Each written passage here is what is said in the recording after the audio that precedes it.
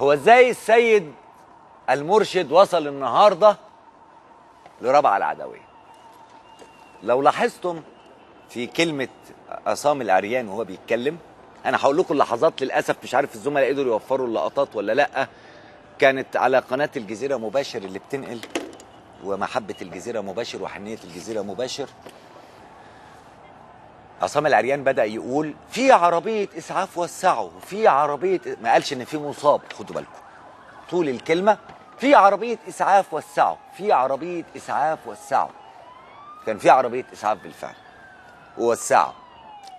كان في عربية الإسعاف حد لابس نقاب، وسعوا للعربية.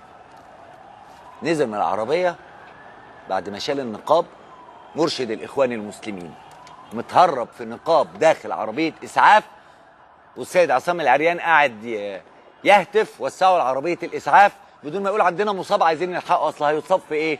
مفيش إصابة، دول أهل وعشيرة مع بعض. نزل المرشد، خدوا بالكم، ساعة ما شافوا الطيارة فوق عادي وعادي يهتفوا، لكن ساعة ما الطيارة قربت قلقوا.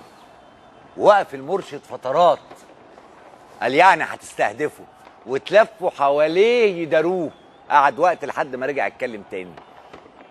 اصله ما بيخافش، وجيش مصر مش ممكن هيضرب رصاصه على مصر يا مرشد الاخوان ابدا. وخرج المرشد بعربيه الاسعاف تاني، بس الطياره كانت بتصور، الطياره كانت راصده كل شيء. الطياره بتامن زي ما كانت بتصور في التحرير، بتصور عندكم وبتامن. هتامنك يا مرشد وهتجيبك بطريق قانوني، والشرطه اللي هتجيبك عشان تسال انت بريء اخرج، متهم دافع عن نفسك، حقك، دي دوله القانون.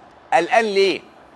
قلقان ليه وداخل في اسعاف مستخبي وخارج في اسعاف مستخبي ليه يا سياده المرشد العام؟ عشان انت عايز تعمل ايه؟ عشان كنت بتولعها؟ عشان عايز ترجع مرسي؟ مش هيرجع، وحياة هذا الشعب ما هيرجع.